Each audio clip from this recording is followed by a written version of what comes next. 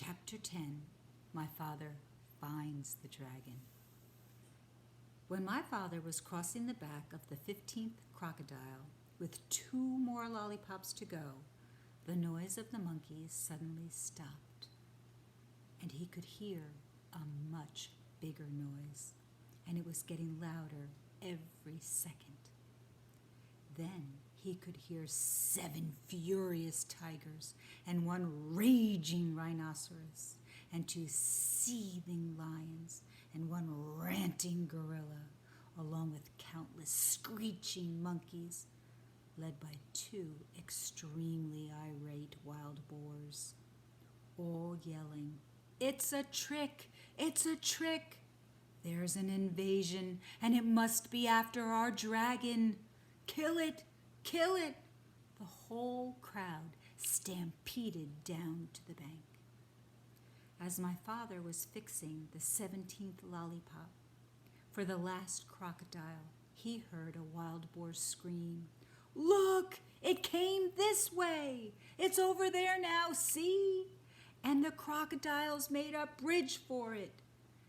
And just as my father leapt onto the bank, one of the wild boars jumped onto the back of the first crocodile. My father didn't have a moment to spare.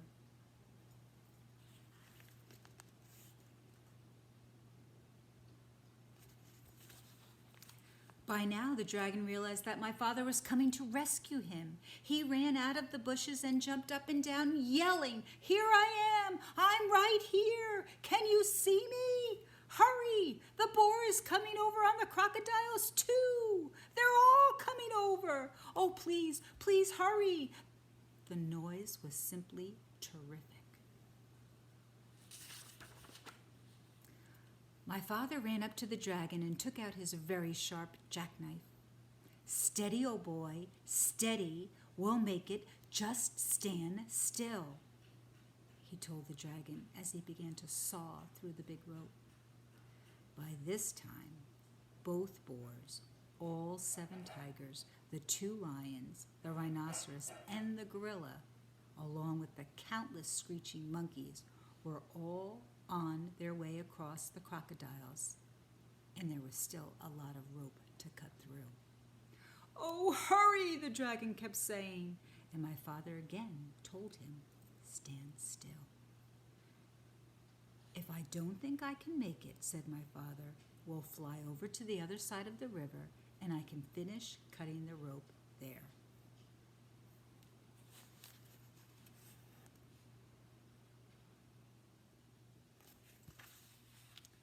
Suddenly the screaming grew louder and madder, and my father thought the animals must have crossed the river.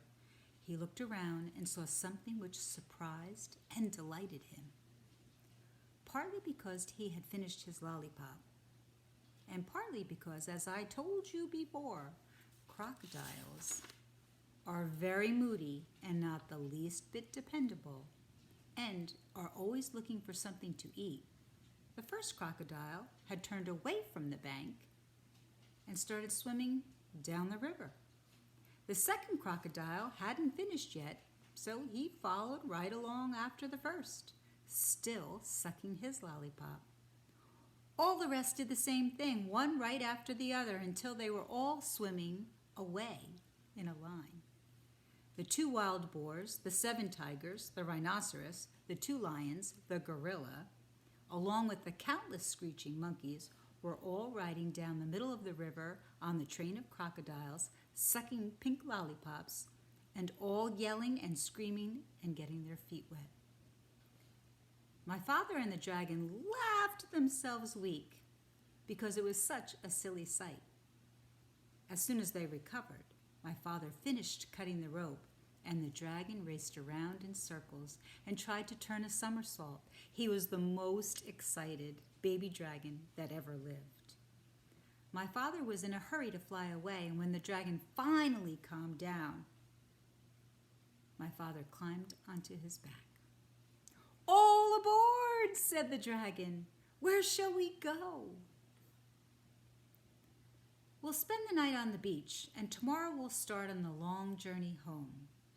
So it's off to the shores of Tangerina," shouted my father, as the dragon soared above the dark jungle and the muddy river and all the animals bellowing at them and all the crocodiles licking pink lollipops and grinning wide grins.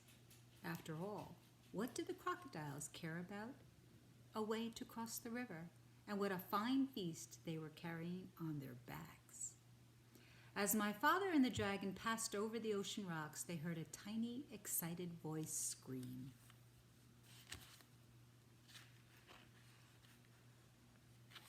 Bumkak! Bumkak!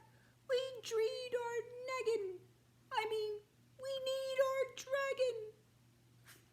But my father and the dragon knew that nothing in the world would ever make them go back to Wild Island. The end. I hope you enjoyed this book as much as we do here at the Deal household. Talk to you soon. Bye.